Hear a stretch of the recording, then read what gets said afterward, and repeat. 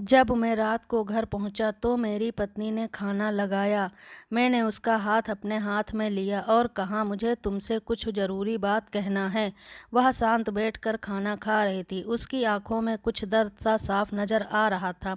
अचानक मुझे नहीं पता कैसे कहूँ, मगर मुझे उसे बताना ही था। मैंने बड़ी शांति से कहा, मुझे तलाक चाहिए। लगा जैसे उससे मेरे शब्दों से कुछ फ़र्क नहीं पड़ा, बल्कि उसने मुझसे पूछा, क्यों तलाक चाहिए। मैंने उसके सवाल को अनसुना किया तो उससे गुस्सा आ गया। उसने चम्मच उठाकर फेंक दिया और ज़ोर से चिल्लाई, तुम इंसान नहीं हो। उस रात हमने एक दूसरे से बात नहीं की। वो रो रही थी। मुझे पता था कि वो जानना चाहती है कि आखिर ऐसा क्या हुआ है जो हमारा रिश्ता टूटने की कगार पर आ गया है। पर मेरे लिए उसके सवालों का जवाब दे पाना नामुमकिन था। अब मैं किसी और से प्यार करने लगा था, जिसका नाम प्रिया था। अब मुझे उससे प्यार नहीं रहा। मैं उसे उसके बरसों के प्यार की सज़ा दी थी। भरे मन से मैंने तलाक के पेपर बनवाए थे। उसमें लिखा था कि वह पूरा घर, कार और 30% शेयर ले सकती है उस तलाक के बदले में। लेकिन उसने उन पेपर्स को देखा और उनके टुकड़े टुकड़े कर दिए। वो औरत जिसने मेरे साथ जीवन के 10 साल बिताए, वो आज मेरे लिए अनजान हो चुकी थी। मुझे उन 10 सालों का जो उसने मेरे लिए बर्बाद किए, मगर मैं क्या करूं। जो हो चुका उसे मैं बदल नहीं सकता था, क्योंकि मैं किसी और से अपना पत्नी से भी ज़्यादा प्यार करने लगा था। आखिरकार उसके सब्र का बांध टूट गया और वह फूट फूट कर मेरे सामने रोने लगी। ये उसका रोना एक तरह से रिहाई की तरह था। तलाक की यह बात जो कई दिनों से मुझे परेशान कर रही थी, अब बिल्कुल साफ हो चुकी थी। अगले दिन मैं घर काफ़ी लेट आया। मैंने देखा कि वह टेबल पर बैठकर कुछ लिख रही थी। मैंने शाम का खाना नहीं खाया था, लेकिन फिर भी मैं सीधे ऊपर जाकर अपने कमरे में सो गया था, क्योंकि पूरा दिन प्रिया के साथ रहने और कई जगह घूमने के बाद मैं थक गया था। वह शायद रात को उसी टेबल पर लिखते लिखते सो गई थी। सुबह उसके ने तलाक देने की शर्त बताई। कुछ भी लेना नहीं चाहती थी। उसने सिर्फ तलाक से पहले 1 महीने का समय चाहिए था। उसने आग्रह किया कि उस 1 महीने में हम दोनों वही पुराना वाला जीवन जिएं, जितना संभव हो सके, क्योंकि आने वाले 1 महीने में हमारे बेटे की परीक्षा है। वह नहीं चाहती थी कि हमारे टूटे रिश्ते का प्रभाव उसकी पढ़ाई पर पड़े। मुझे भी यह ठीक लगा, मगर वो कुछ और भी चाहती थी। जैसे शादी के दिन मैं उसे उठाकर अपने कक्ष में लाया था, उसी तरह मैं 1 महीने तक उसे शयनकक्ष में उठाकर मुख्य द्वार तक ले जाऊं। मुझे लगा यह पागल, मगर इन आखिरी दिनों को कुछ अच्छा बनाने के लिए मैंने उसकी यह शर्त स्वीकार कर ली। मैंने प्रिया को अपनी पत्नी की भी शर्तें बताई। वह हंसने लगी। उसे लगा मेरी पत्नी कितनी भी तरीके से तलाक रोकने की कोशिश कर ले, मेरी पत्नी और मैं किसी से भी इस दौरान नहीं मिले थे। लेकिन उस दिन जब मैं उसे पहली बार उठाकर गेट तक लेकर गया तो हम दोनों काफ़ी अजीब महसूस कर रहे थे। पीछे से हमारा बेटा भी खिलखिलाकर खुश हो रहा था। अगले दिन यह काम थोड़ा सामान्य और आसान हो गया। वह मेरे सीने से लगी थी और मैं उसकी खुशबू महसूस कर रहा था।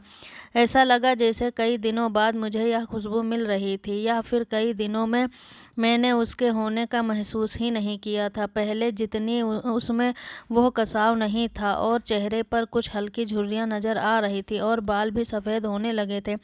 यह वही औरत थी जिसने अपने जीवन के 10 साल मुझे समर्पित किए थे। चौथे दिन जब मैंने उसे उठाया तो वह पुरानी रोमांच लौटने लगी थी। 5वें और 6ठे दिन वह फिर से जागने लगा था। मैंने प्रिया को इस बारे में कुछ नहीं बताया था। अब उसे उठाना और आसान हो गया था। शायद हर रोज़ यह सब करने में मैं आदी हो गया था। एक दिन वह अपनी पसंद की साड़ी निकाल रही थी, लेकिन कुछ खास नहीं ढूंढ पाई। उसने सांस भरते हुए कहा कि उसके सारे कपड़े बड़े हो गए हैं। तब मुझे पता चला कि वह काफ़ी दुबली हो गई है और इसीलिए मैं उसे आसानी से उठा पा रहा था। मेरे दिल को एक झटका सा लगा। उसने अपने दिल में काफ़ी सारा दर्द छुपा रखा था। पता नहीं कैसे मैं आगे बढ़ा और उसके सिर को छू कर देखा। अचानक हमारा बेटा आया और बोला कि पापा, ये तो मम्मा मम्मा को उठाकर बाहर ले जाने का समय हो गया है। उसके लिए अपने पापा द्वारा मम्मा को इस तरह उठाकर ले जाते हुए देखना जीवन का अभिनंदन सा बन गया था। मेरी बीवी ने हमारे बच्चे को बुलाया और जोर से उसे गले लगा लिया। मैंने अपना चेहरा दूसरी तरफ कर लिया। मुझे लगा कहीं मैं अपना निर्णय ना बदल लूं। मैंने अपनी पत्नी को रोज की तरह उठाया और बेडरूम से सीटिंग रूम होते हुए हॉल तक लाया। उसने प्यार से अपने दोनों हाथ मेरी गर्दन के आसपास रख दिए। मैंने उसे जोर से पकड़ रखा था, बिल्कुल हमारे सुहागरात की तरह, मगर उसका इतना कम वजन मुझे परेशान कर रहा था। महीने के आखिरी दिन जब मैंने उसे उठाया तो मेरे लिए एकदम भी चल पाना मुश्किल हो रहा था। हमारा बेटा स्कूल जा चुका था, अपनी कार से ऑफिस गया और कार से कूदकर बाहर आ गया, बिना कार को लॉक किया। मुझे डर था अब एक पल की भी देरी मेरा इरादा बदल देगी। मैं ऊपर गया। प्रिया ने दरवाज़ा खोला और मैंने उससे कहा, सॉरी प्रिया, अब मैं अपनी पत्नी से तलाक नहीं लेना चाहता। उसने मुझे देखा और मेरे सिर पर हाथ फेर कर कहा, तुम्हें बुखार तो नहीं है? मैंने उसका हाथ हटाया और कहा, सॉरी प्रिया, अब मुझे अपनी पत्नी से तलाक नहीं चाहिए। हमारी शादीशुदा जिंदगी शायद हम दोनों के ध्यान न देने की वजह से बोरिंग हो गई थी, लेकिन इसका मतलब यह कतई नहीं है कि हम एक दूसरे से प्यार नहीं करते। अब मुझे एहसास हुआ है कि आज जिस दिन मैं उसे शादी करके अपने घर लाया था, उस दिन से जीवन के आखिरी दिन तक मुझे उसका साथ निभाना है। प्रिया के होश उड़ गए। उसने मुझे एक जोरदार चांटा जड़ दिया मेरे मुंह पर। वह रोने लगी और दरवाजा अंदर से बंद कर लिया। मैं सीढ़ियों से नीचे उतरा और आकर अपने कार में बैठ गया। आगे एक फूल वाले की दुकान पर रुका और अपनी प्यारी पत्नी के लिए एक सुंदर सा गुलदस्ता लिया। दुकानदार ने पूछा कि इस पर क्या लिखना है। मैंने मुस्कुराते हुए कहा, मैं तुम्हें जीवन के आखिरी दिन तक यूं ही उठाता रहूंगा, मेरी अर्धांगिनी। उस शाम जब मैं घर आया, हाथों में गुलदस्ता लिए, मेरे चेहरे पर एक मुस्कान थी। मैं ऊपर अपने कमरे की तरफ भागा, लेकिन तब तक वह मुझे छोड़कर उस दुनिया से जा चुकी थी हमेशा के लिए। वह कई महीनों से कैंसर से लड़ रही थी, लेकिन मैं प्रिया के साथ इतना खोया हुआ था कि कभी ध्यान ही नहीं रहा। उसे पता था वह जल्दी ही मुझे छोड़कर जाने वाली है, इसलिए वह मुझे और मेरे बेटे के रिश्ते को टूटने से बचाना चाहती थी। मैं नीचे उससे तलाक लेना चाहता था, लेकिन फिर भी उसने मुझे अपने बच्चे की नज़रों में एक प्यारा पति और पिता बना दिया था। जीवन की छोटी छोटी बातें रिश्तों में बहुत महत्व रखती हैं।